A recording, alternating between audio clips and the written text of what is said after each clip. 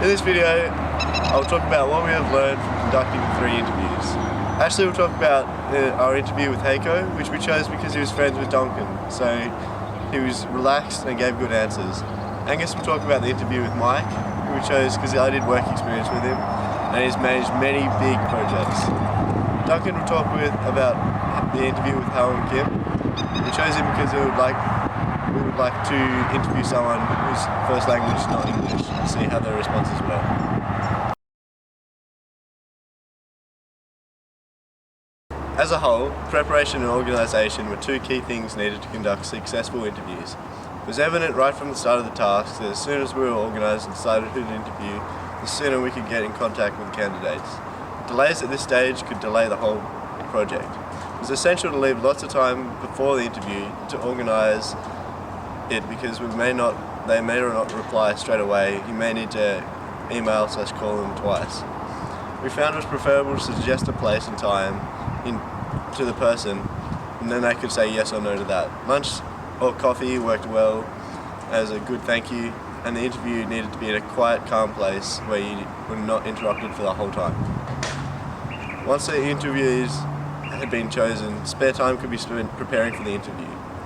Having well-structured, quality questions was integral to a successful interview.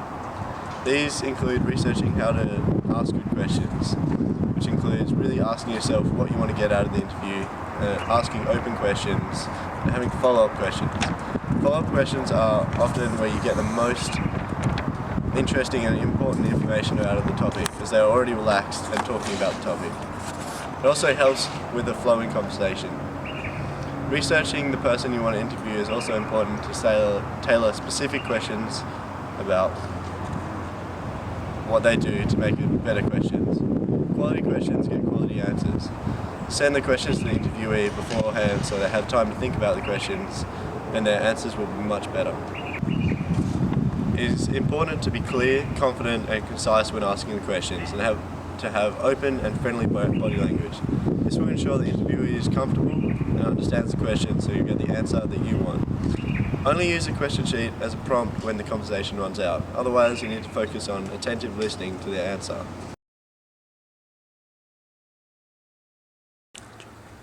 The first interview of 4th-year Naval Arts student Heiko gave an insight of some important aspects of project management from a student point of view. His understanding of project management comes from his studies as well as his work experience with INCAT Sydney. During the interview, organization was frequently mentioned. Heiko believed that organization is the biggest aspect in project management, both in his work and his personal life. Time organization and sorting different documents to the correct order play a big role in project management. Another key thing was to learn from other people's mistakes and reflect on what has been done in the past. Heiko pointed out that mistakes in engineering could sometimes be fatal. Therefore, it is crucial to look back to what has been done, whether it had been successful or failure, and learn how to improve ourselves. When talking about the major differences between the academic environment and the industry, one interesting thing that Heiko mentioned was that things are done a lot more realistic based on what has been done in the past in the industry, where the academic role is more about following the instruction. Another topic discussed was project management in the academic role, where he talked about the key points when carrying out a project, such as creating project plans, setting goals and milestones, and running a Gantt chart throughout the project. In Heiko's point of view, a person that is able to see where the project is going and what is reasonable and what is not will make a good project engineer.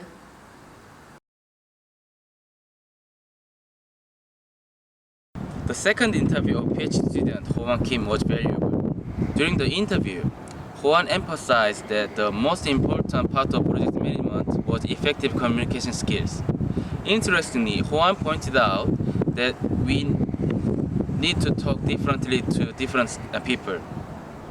This point was also mentioned by Mike, the professional engineer.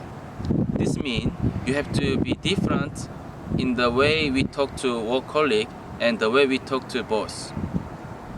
It's very important to keep the way it has to be done, especially in the workplace or country that follow the moral rule strictly. When he did work experience in South Korea, the company he worked for was not proficient in project management. This made him realize how important it was as the projects were disorganized and had little structure. Another important point he talked about was telling the truth if things go wrong. This is an important factor to have a successful project. For example, even if there is a situation where we prefer not to tell the boss the negative effect of the project. If the negative incident happened, we are able to tell the boss the truth, what has happened. We can, however, minimize the negative and focus on the positive side of the project so that this issue will be less likely highlighted. He could not emphasize more how important that one was, gaining general knowledge about your future career.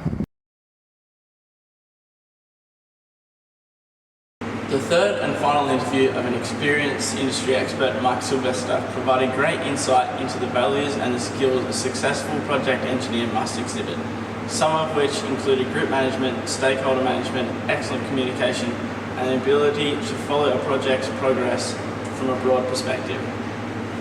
Throughout the interview, the significance of group management was repetitively discussed. However, Mike made clear emphasis on the importance of leadership.